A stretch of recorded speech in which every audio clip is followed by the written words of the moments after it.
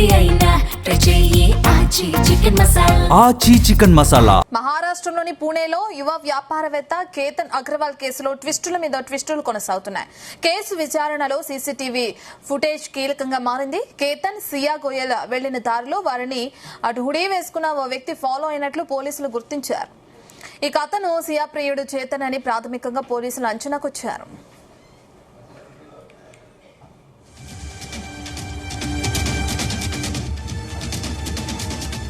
ఒకవైపు 33 డిగ్రీల ఉష్ణోగ్రతతో వేడి వాతావరణం ఉన్న ఆ వ్యక్తి హుడీ వేసుకోవడంపై అనుమానం వచ్చినట్లు పోలీసులు తెలిపారు. కేతన్, సియా లోహ్గఢ్ కోర్టుకు వెళ్లిన దారిలో కనిపించిన అతడు ప్రమాదం జరిగిన ప్రాంతంలోనూ ఉన్నట్లు గుర్తించారు. సియాకు ఆ వ్యక్తికి ఏదైనా పరిచయం ఉండొచ్చన్న అనుమానంతో దర్యాప్తు ముమ్మరం చేశారు. దారిలో సియా ఒకసారి వెనక్కి తిరిగి చూడగానే ఆ హుడీ వ్యక్తి వెంటనే కూర్చుండిపోయాడని అధికారి తెలిపారు. దీంతో ఇద్దరూ అసలు ట్రెక్కింగ్ కి రావడానికి వెనుక కారణాలేంటని ఆరా తీస్తున్నారు.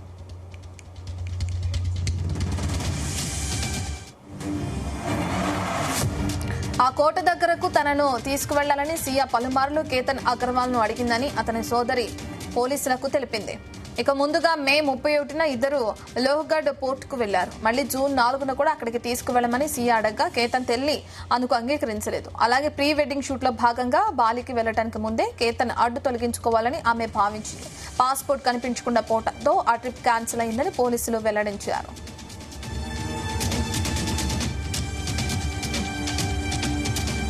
ఫ్యామిలీలో అందరి పాస్పోర్ట్లు ఉన్నాయని, కానీ కేతన్ మాత్రం కనిపించలేదని మృతుడి తండ్రి విశాల్ అగర్వాల్ తెలిపారు.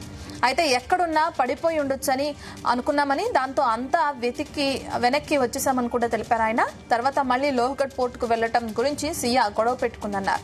జూన్ 14న ఇద్దరూ కలిసి వెళ్లినట్లు తెలిపారు. ఆ రోజు పైనుంచి తోయటంతో అతడు ఒక పొదను పట్టుకుని బతికిపోయాడన్నారు తండ్రి విశాల్. పాము కనిపించిందని, అది కాటు వేయకుండా కాపాడేందుకు తోశానని ఆమె చెప్పిన మాటలను కేతన్ నమ్మాడని మృతుడి తండ్రి విశాల్ అగర్వాల్ వెల్లడించారు. అప్పుడు ప్రాణాలతో బయటపడిన జూన్ 18న అదే ప్రాంతంలో ప్రాణాలు కోల్పోయాడు. కేతన్ కు ఎత్తైన ప్రదేశాలంటే భయమని దర్యాప్తులో గుర్తించారు అధికారులు. దీనిని ఆసరాగా తీసుకుని ఆమె పోర్టుకు తీసుకువెళ్లినట్లు తెలుస్తోంది. తన పుట్టినరోజు సందర్భంగా ట్రెక్కింగ్ కు వచ్చామని కేతన్ ఫోటోలు తీస్తూ అటు హోరు గాలిని పట్టు తప్పి లోయలో పడిపోయాడని ఆమె చెప్పిన మాటల్లో పొంతం లేకపోవడంతో దర్యాప్తులో భాగంగా పోలీసులు ఆమె కాల్ రికార్డులను పరిశీలించారు.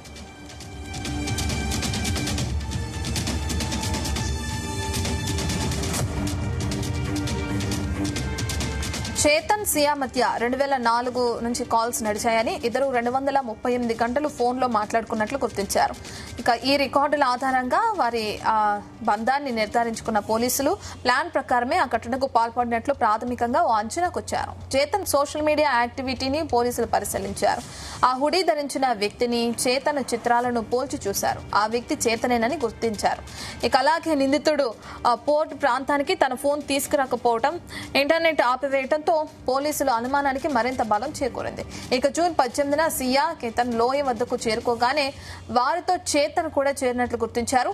సియా, ఆమె ప్రియుడు చేతన్ కలిసి కేతన్ ను లోయలోకి తోసి ప్రమాదంగా చిత్రీకరించారని తెలిసింది. వారిద్దరిని పోలీసులు అదుపులోకి తీసుకున్నారు.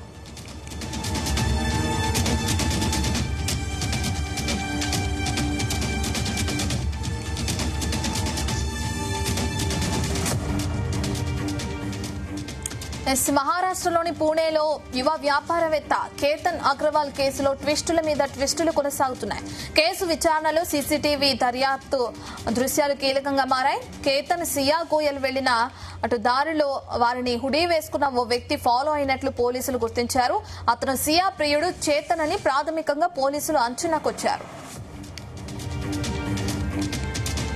ఒకవైపు 33 డిగ్రీల ఉష్ణోగ్రతతో వేడి వాతావరణం ఉన్న ఆ వ్యక్తి హుడీ వేసుకోవడంపై అనుమానం వచ్చినట్లు పోలీసులు తెలిపారు.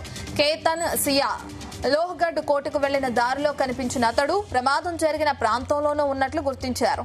సియాకు ఆ వ్యక్తికి ఏదైనా పరిచయం ఉండొచ్చన్న అనుమానంతో దర్యాప్తు ముమ్మరం చేశారు. ఇక దారిలో సియా ఒకసారి వెనక్కి తిరిగి చూడగానే ఆ హుడీ వ్యక్తి వెంటనే కూర్చుండిపోయాడని అధికారులు తెలిపారు. దీంతో ఇద్దరూ అసలు ట్రెక్కింగ్ కి రావడానికి వెనుక కారణాలను ఆరా తీశారు.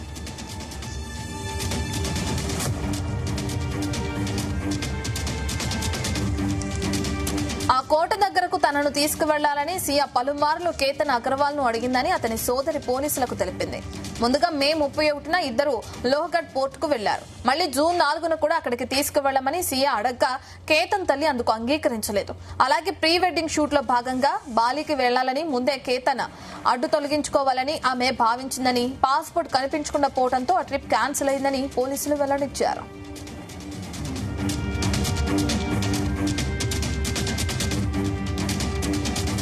ఫ్యామిలీలో అందరి పాస్పోర్ట్లు ఉన్నాయని, కానీ కేతన్ ది మాత్రం కనిపించలేదని మృతుడి తండ్రి విశాల్ అగర్వాల్ తెలిపారు.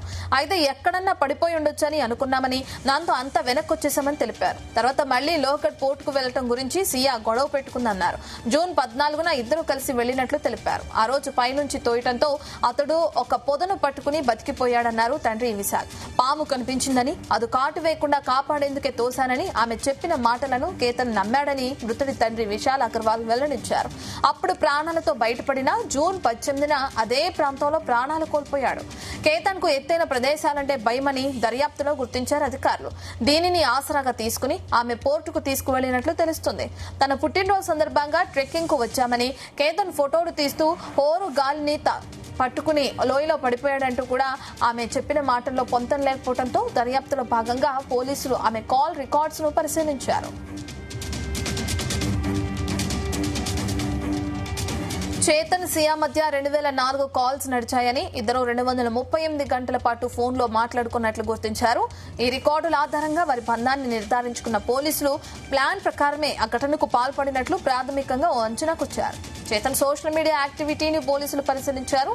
ఆ హుడీ ధరించిన వ్యక్తిని, చేతన్ చిత్రాలను పోల్చి చూశారు.